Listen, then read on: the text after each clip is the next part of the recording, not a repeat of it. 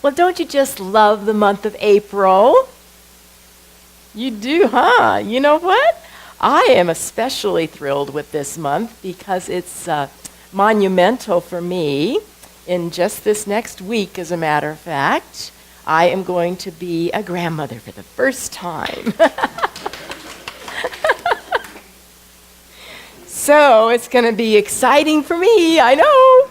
And since my son and daughter-in-law are in town, and it's going to be, I've heard lots of people tell me, different things about it, but it's going to be a life changer, and I'm looking forward to that. So, oh, for heaven's sake. Oh, goodness. And so these monumental changes in life come, don't they? And, we know those categories of things that fall into those categories, the births, the deaths, the graduations, the anniversaries, the divorces, all of those major changes in life affect us fully. And yet there are also, day in and day out, the little mundane events and changes of life that occur as well. And many times we don't even bat an eye at them. We don't even really acknowledge that it even happened. But between those mundane events of life and those monumental events of life, that's what it's about. Life is moving. Life is changing. Life are those ebbs and flows. And sometimes it's like the roller coaster when you're going up and you're anticipating what's happening and then you're coming down. And so other times, life is a little bit more on the even keel. So our lives are shaped by both the mundane and the monumental. As I chose the topic for this month was born again and again. And I chose that because I really believe that this life force, this life energy, is continual, is never ending, and yet it is always changing with the nuances of life, be they little or be they what we consider big. Okay? And so to me, this life that I'm talking about has a capital L. Because to me, the life energy is really all there is. It is all there is. And that is our life. We are in and of and through and as this thing called life. It moves. It has energy. It's not stagnant, and neither are we. We're always changing, always evolving, always letting this life, hopefully, letting this life move through us. I chose as the topic for today, strength and surrender. And what I wanted us to think about in those two words are the strength. What is the strength? What is the strength of life? The strength of life is that power, that energy that is within us. Always. We have and are connected eternally to this power, to this strength. And so we want to recognize that that's what I am. And what does it take? It takes courage. It takes conviction. It takes knowing that I have within me this power that is indestructible. That is my strength. That is what I am. And it's a faith, is it not?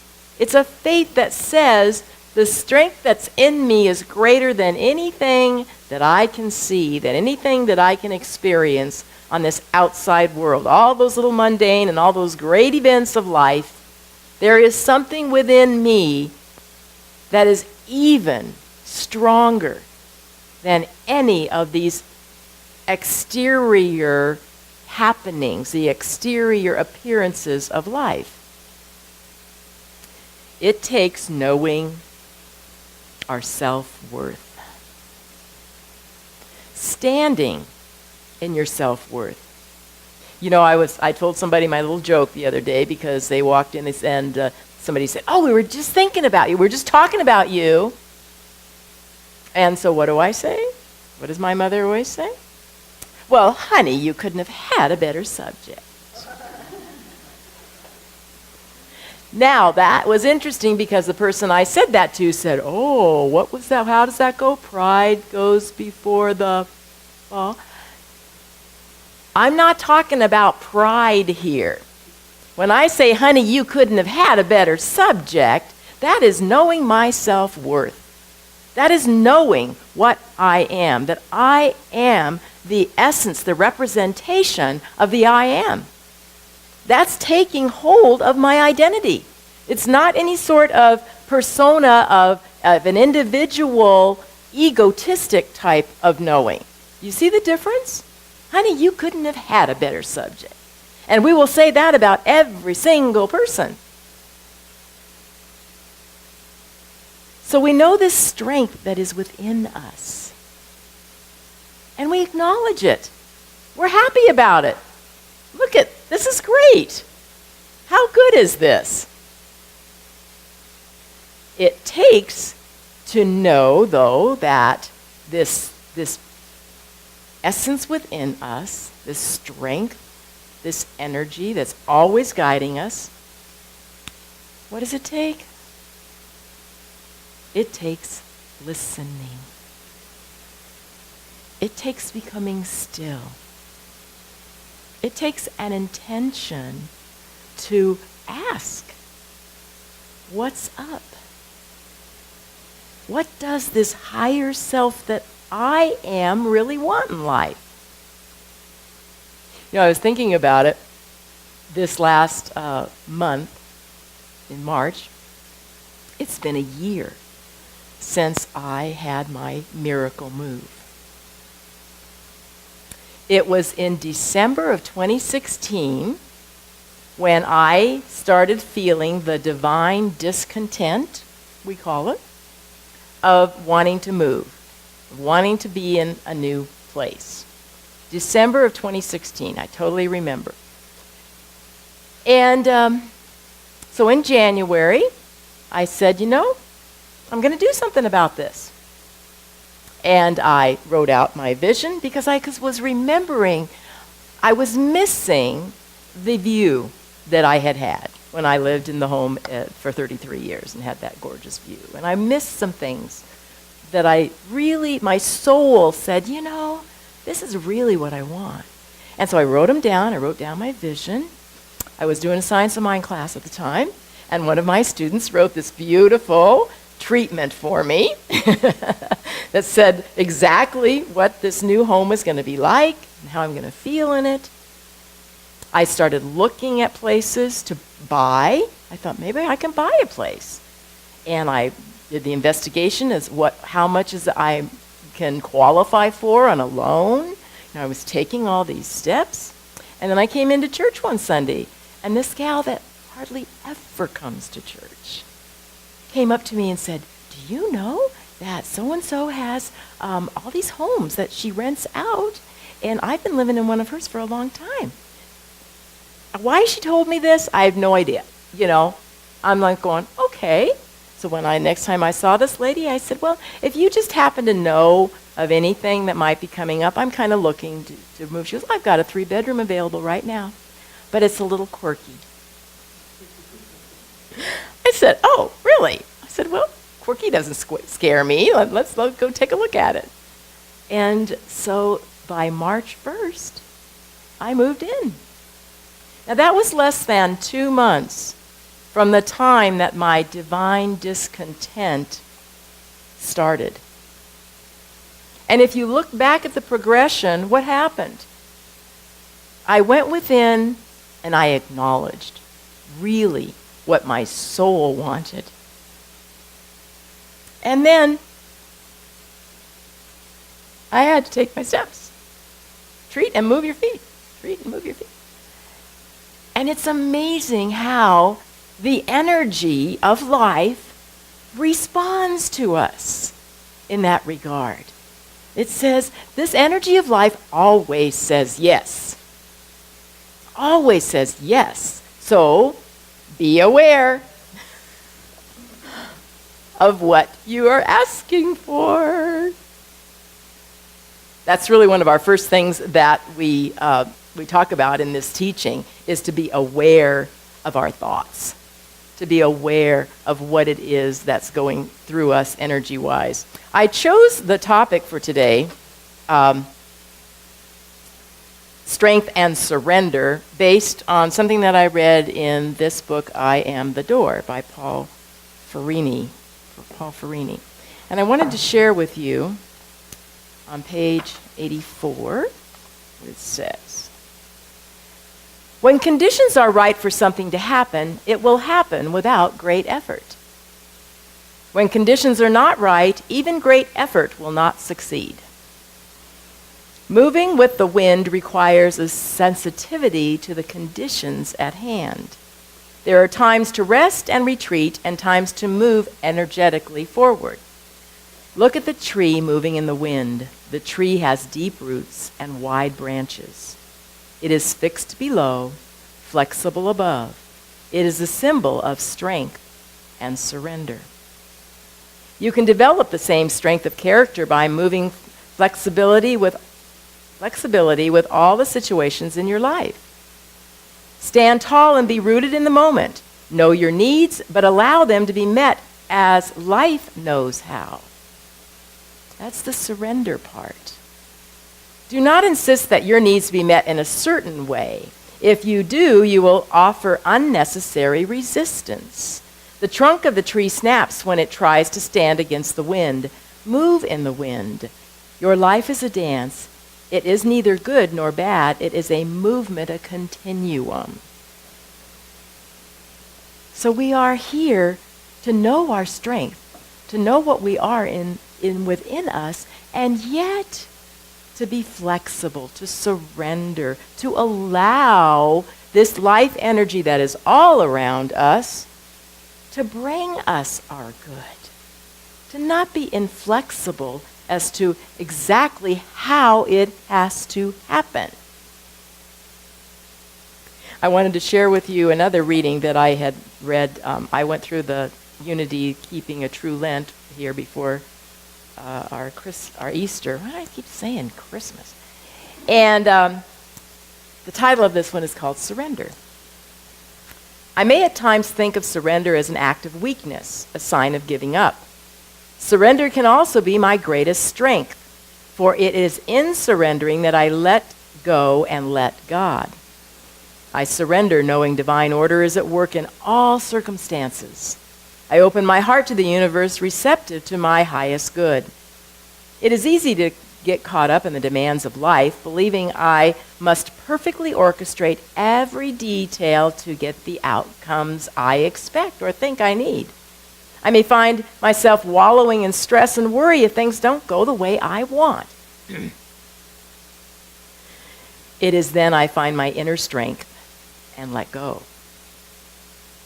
Like a novice climber learning to release his or her grip and rappel down the cliffside, I cannot yet feel solid ground beneath my feet, but I know it is there. And just imagine yourself, you have to let go of that rope in order to repel yourself to go down that mountain, knowing that you're going to end up on the ground. That's what we're talking about here today, is to knowing and trusting that inner strength that we have and are, but a lot of times we have to let it go. So this merging of our inner strength and our surrender is like the dance of life. We're here to be our unique self. We are here, as the master teacher told us, to ask, to knock, to seek. This divine energy that is in us is here. It's done. It's complete. It's whole. It's finished. We are the ones that are changing. We are the ones that need to access it. We're the ones that need to go in and ask. What is it that I am to do today? How am I to distribute all the divine gifts that I have been given? Or all the divine gifts that I am yet to discover? You know? No matter what age we are, there are still more and more and more divine gifts that are just waiting for us to discover. I wanted to tell you a true story. Thelma Thompson. Is anybody familiar with Thelma Thompson? Thelma was a young bride who went to live with her husband, who was stationed in the U.S. Army training camp near the Mojave Desert in California during World War II. From the first day, she hated the place. She hated the dust. She hated the loneliness. She hated the tiny shack in which they had to live, the unbearable heat, 125 degrees in the shade, and a cactus and relentless wind. There was no one to talk to because the native people couldn't speak English. She had a powerful faith that she was in a living hell, and it wasn't going to change. Finally, she became so utterly wrenched, so full of self-pity, she wrote to her parents and she told them she was coming home. Her father answered her letter with just 2 lines. 2 lines, which Thelma says will always sing in her memory, which she says completely altered her life. 2 men looked out from prison bars. One saw mud, the other saw stars. According to Thelma, she read those 2 lines over and over until she determined to find the good in her situation. She made up her mind to look for the stars. She made up her mind to approach life with a sense of faith and trust that there was a reason for all this happening. And that reason, at its heart, was compassionate and it was good. Tentatively, she reached out to the natives, and to her surprise, they received her overtures towards friendship warmly. When she showed interest in their weaving and in their pottery, they gave her presents of their favorite pieces which they refused to sell to the tourists. She studied until she became an expert on the various forms of cactus and yuccas on the Joshua trees. She learned about prairie dogs, watched the desert sunsets, and hunted for seashells that had been left there when the sands of the desert had been an ocean floor. The Mojave Desert didn't change. The Indians didn't change. The wind still blew incessantly. The temperatures continued to reach 125 degrees, and the tiny shack in which she lived with her husband was still catastrophic. But over time, none of that mattered anymore because Thelma had redirected her faith. By redirecting her faith, she transformed a wretched experience into what she later described as the most exciting adventure of her life. Instead of wallowing in self-pity, she wrote a book, a novel, about the desert, which was published under the title Bright Ramparts, which brought her some degree of success and personal satisfaction. She looked out of her self-made prison and put her faith in the stars instead of the mud. All of us have those opportunities. 2 prisoners looked out of their bars. What did they see? The mud or the stars? Each of us has that opportunity to raise our sights, to lift our gaze to the higher, to the infinite, to that deep knower that is within us and all around us. And it takes flexibility. It does take a surrender. It takes an allowing. Because I believe that this one power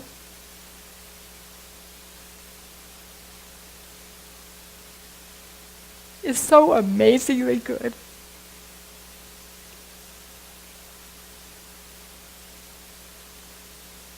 this infinite love has planned for us. Has planned for us to be its life as we choose to be.